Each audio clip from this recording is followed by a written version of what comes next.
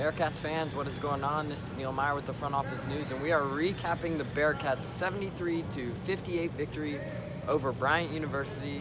The Bearcats came out very slow to start the game, as they didn't really score their first field goal until about 7.5 minutes through the first half. And outside of that, it was just a slow start. But the Bearcats really turned the pace quickly in the late in the first half, as they went on a big run, as they started to finally pick up the tempo and get to pushing the ball in transition, as it led from back-to-back dunks at one point from, both were assisted by Micah Adams-Woods, which led to dunks by, I believe, Odi Aguama and John Newman. So outside that Bearcats really just start to find momentum late in the first half, and they carried that over to the second half, even though they had a slow start to the second half as well.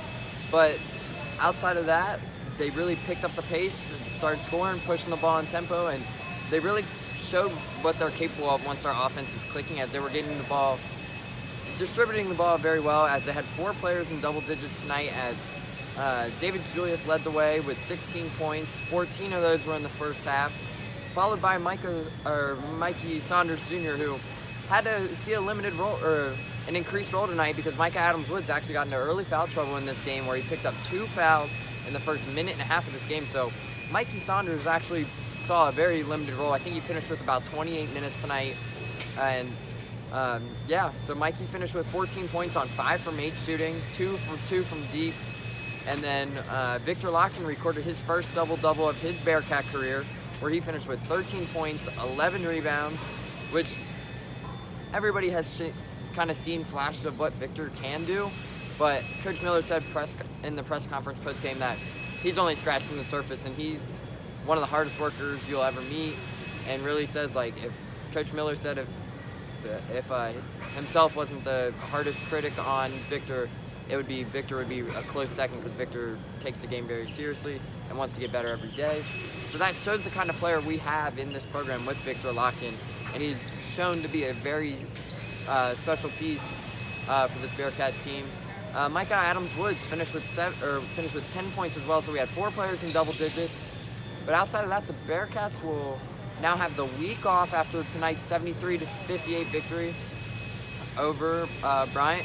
It was a little chippy game towards the end. We had a flagrant 2 foul on Hall Alelis, I believe is how you pronounce his name. Sorry if I botched that. But yeah, we had a technical foul there, or a flagrant 2 foul was assessed after what looked to be a hook and hold, but it got a little more than a hook and hold late in the game with about 1 minute, 45 seconds left.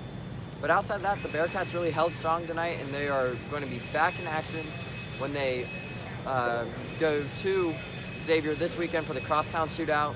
The first time in nearly 2 years, the Crosstown Shootout will be back in action with fans. This game is a 8:30 tip-off at the Cintas Center. And make sure you guys are following the Front Office News. Make sure you guys are checking in for the Bearcats this Saturday, as they now sit 7-2 and take on a very tough Xavier team who has multiple top 25 wins.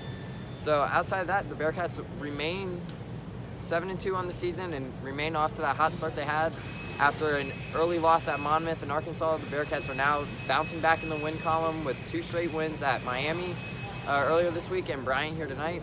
But the Bearcats were also, another update, Bearcats were also without Jeremiah Davenport for the night. It was a minor injury, suffered Friday in practice, Coach Miller said. It was just a minor ankle sprain. He was held out due to precaution.